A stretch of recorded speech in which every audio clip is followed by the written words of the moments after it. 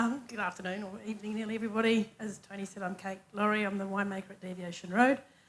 And I've dedicated my career to sparkling wine, a passion that started over 30 years ago when I actually lived in Champagne, where I studied the process. And while I still love Champagne, over the last few years I have discovered some beautiful sparkling wines coming out of Spain under the name Cava.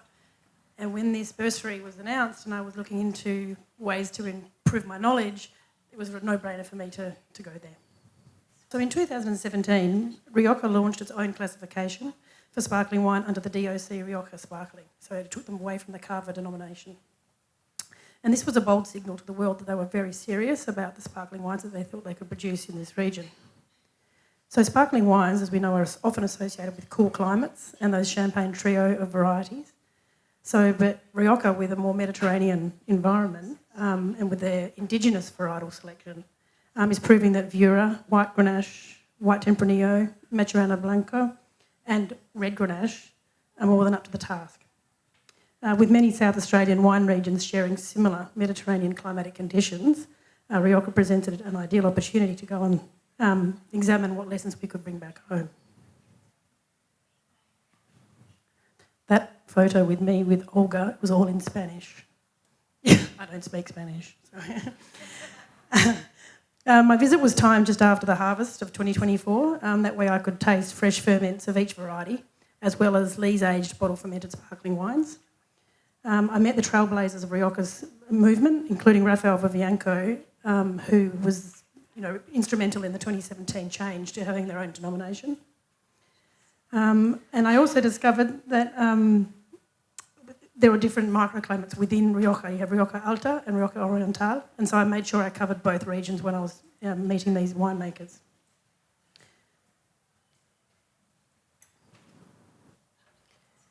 The diversity of in site, soil and winemaking was matched only by the multiplicity in the varietal flavours that we could get out of these grapes, just like Viura, which was lemon pith and pear notes, and then it was contrasted to the riper tropical notes from Tempranillo Blanco, for example.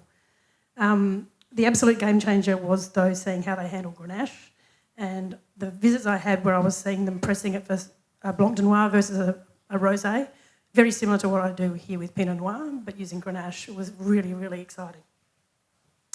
I've no doubt that many of the Rioja varieties have a potential in different regions of South Australia. Grenache and Grenache Blanc are already planted here. I think it's in McLaren Vale and in the Barossa already, I've seen. And I believe that the Siro has got Viura already in their database. So that probably lends that to being something we could probably plant at a faster rate than importing a new vine. And to finish off, I have got samples I brought back with me, which I'll be hosting some tastings with people who are interested in looking at mostly Grenache, but there were some Grenache Blanc and Viura samples I brought back. So we can really talk about the site selection and how that impacts the flavours and varieties you can get in these wines. It was eye-opening because they're pioneering at the same time as having tradition. So really, really exciting to see what South Australia could do and create our own signature for sparkling wine outside the expectations of Pinot, Chardonnay and Meunier.